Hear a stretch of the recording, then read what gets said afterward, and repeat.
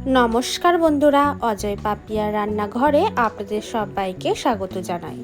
বন্ধুরা, এখানে দেখুন এই ছোট ছোট দুটো বেগুন অনেক দিন ধরেই ফ্রিজের মধ্যে পড়ে রয়েছিল।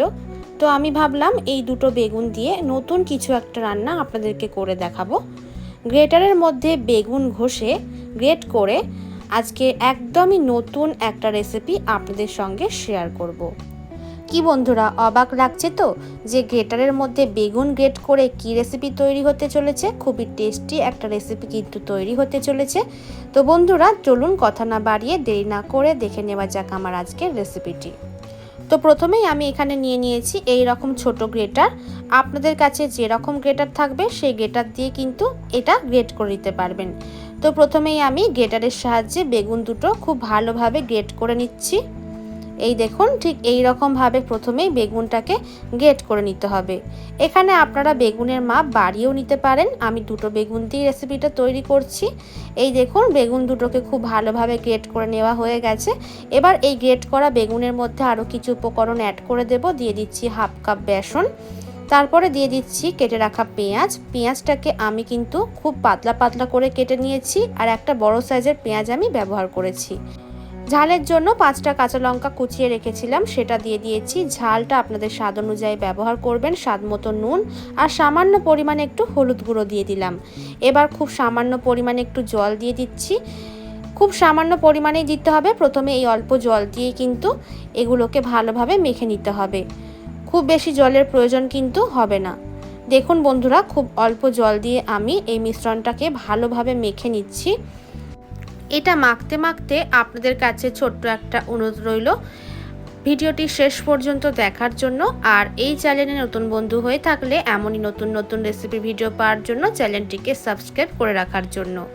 তো বন্ধুরা, এখানে আমি মিশ্রণটা মেখে নিয়েছি। এইরকম আঠালো করে কিন্তু এটা তৈরি করে নিতে হবে। আর জলটা দেখুন একদমই লাগেনি, খুব অল্প জল দিয়ে এটা তৈরি করে নিয়েছি। এবার ওভেনে আমি কড়াই বসিয়ে নিয়ে কড়াইয়ের মধ্যে পরিমাণ মতো সাদা তেল দিয়ে তেলটাকে ভালোভাবে কড়াইয়ের চারপাশে এইভাবে চাড়িয়ে নিয়ে তেলটা খুব ভালোভাবে গরম করে নেব। তেল গরম হয়ে গেছে। এবার আমি যে মিশ্রণটা তৈরি করে রেখেছিলাম বেগুনের, সেটা এইভাবে বড়ার আকারে তেলের মধ্যে দিয়ে দিচ্ছি। এইভাবে প্রথমে এক পাশটা ভাজা হতে দেব। এক পাশটা ভাজা হয়ে গেলে আমি উল্টে নিচ্ছি। বন্ধুরা, এখানে আরও একটা কথা আপনাদেরকে বলে রাখি, গ্যাসের ফ্লেম হাইতে দিয়ে কিন্তু এই বড়াগুলোকে একদমই ভাজা যাবে না। গ্যাসের ফ্লেম মিডিয়ামে রেখে বড়াগুলোকে উল্টে পাল্টে ঠিক এই রকম করে লালচে করে ভেজে নিতে হবে। বড়াগুলো ভেজে নেওয়া হয়ে গেছে। এবার আমি ঝাঁঝরি হাতার সাহায্যে তেল ঝরিয়ে তুলে একটা প্লেটের মধ্যে রেখে দিচ্ছি।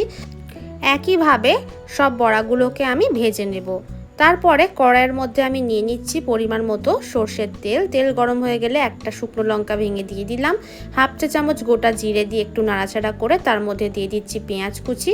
একটা বড় সাইজের পেঁয়াজ আমি কুচিয়ে নিয়েছিলাম, সেটা দিয়ে এইভাবে নেড়ে চেড়ে খুব ভালোভাবে এইরকমভাবে ভেজে নিয়েছি। তারপরে দিয়ে দিলাম টমেটো কুচি, একটা ছোট সাইজের টমেটো কুচিয়ে রেখেছিলাম সেটা, আর 2 চা চামচের মতো দিয়ে দিয়েছি আদা রসুন বাটা। তারপরে এগুলোকে একটু নাড়াচাড়া করে নিতে হবে যাতে এর মধ্যে থেকে কাঁচা গন্ধটা চলে যায়। তারপরে এর মধ্যে মশলা অ্যাড করে দিচ্ছি। হাফ চা চামচ হলুদ গুঁড়ো, হাফ চা চামচ লঙ্কার গুঁড়ো ঝালের জন্য, হাফ চা চামচ ধনে গুঁড়ো, হাফ চা চামচ জিরের গুঁড়ো, হাফ চা চামচ কাশ্মীরি লাল লঙ্কার গুঁড়ো, স্বাদ মতো নুন দিয়ে দিয়েছি, আর সামান্য পরিমাণে জল দিয়ে খুব ভালোভাবে মশলাটাকে আমি কষিয়ে নেব। তো বন্ধুরা, গ্যাসের ফ্লেম হাইতে রেখে মশলাটা খুব ভালোভাবে আমি কষিয়ে নিয়েছি। মশলাটা দিয়ে তেল ছাড়তে শুরু করে দিয়েছে। এবার দিয়ে দিলাম জল। আমি ওই 1 কাপের মতো জল ব্যবহার করলাম। খুব বেশি জলের প্রয়োজন কিন্তু এই রান্নায় হবে না, কারণ এটা গ্রেভি হবে। জল দেওয়ার পরে এইভাবে নাড়াচাড়া করে নিয়ে ঝোলটা যখন ঠিক এইভাবে ফুটতে শুরু করবে, তখন আমি আগে দিয়ে বেগুনের যে বড়াগুলো তৈরি করে রেখে দিয়েছিলাম সেটা দিয়ে দিয়েছি।